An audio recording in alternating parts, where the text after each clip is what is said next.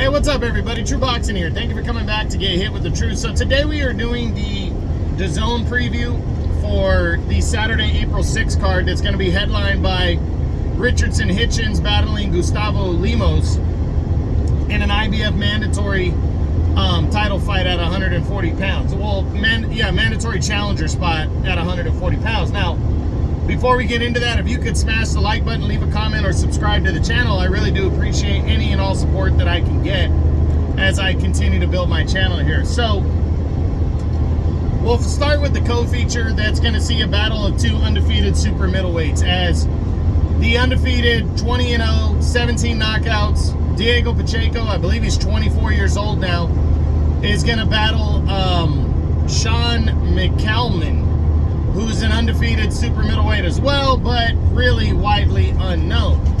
Now, you know, you come into this fight, I looked at McCalman's, resume. He hasn't fought anybody relevant. But Diego Pacheco has been testing himself against guys that, were maybe once a world title challenger. So it's not like Diego Pacheco's been burning the house down, but given his projection and what most people think he's got, that he's going to be a very relevant guy at 168, 175, maybe higher, he should go into this one and blast McCalman out, even though McCalman's never tasted defeat. He's 6'4", McCalman's 6 foot, so it's a battle of two bigger super middleweights. But that 4-inch height advantage, I think, and with just his pedigree and how good he is, and the fact that McCalman's not a big power puncher, he's 15-0 with 7 knockouts. I think Diego Pacheco's going to get a stoppage win to the early to middle rounds, but he definitely doesn't want to overlook a guy that's never been defeated. I always say that if a guy has never tasted defeat, he doesn't know what that's like. So, he's going to be in there going for it, and one punch could end it all. And Diego Pacheco, he might be 6'4", but he's also a big target. If he leaves himself open, he's going to get caught.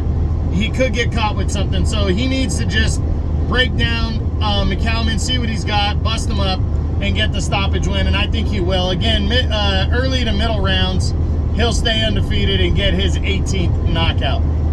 Now the main event, Hitchins versus Lemos. I was excited to hear this fight got announced. Richardson Hitchins coming off of a big win.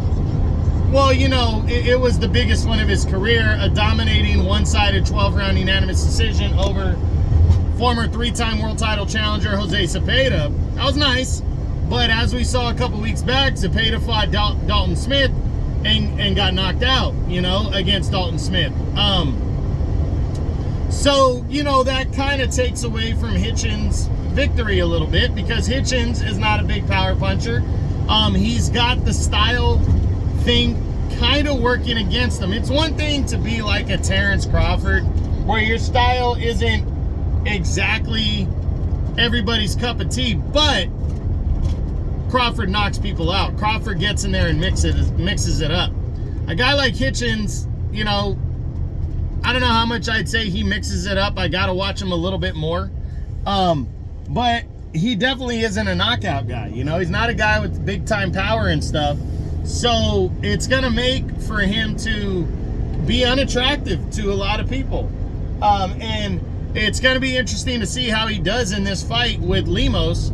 Now, he has a 4.5-inch reach advantage, or height advantage, which I think is huge. I did not realize it was that much, but at the same time, Lemos is undefeated, but he's moving up from 135 to fight at 140. I mean, he was the #1 contender heading into 2023. He was the #1 contender in the IBF at 135, and then I guess gave it up in search of moving up to 140. His biggest win was against a former featherweight champ in Lee Selby. He knocked out Lee Selby and sent him into retirement, but that's not that significant of a thing. So it's going to be interesting, but I'm picking, because of the size difference and the style clash, I'm picking Richardson Hitchins to win this one by a decision, and that's pretty much it. I hope Lemos can make it a fight. I think he's got a puncher's chance, but he's not a huge knockout guy either. 29-0, 19 knockouts. We'll see what happens. But that's it. That's what I got. That's my April 6th DAZN preview, headlined by Hitchins and Lemos. So I hope you enjoyed the video. If you did, smash the like button, leave a comment, or subscribe to the channel. I appreciate any and all support. This is True Boxing. You've been hit with the truth.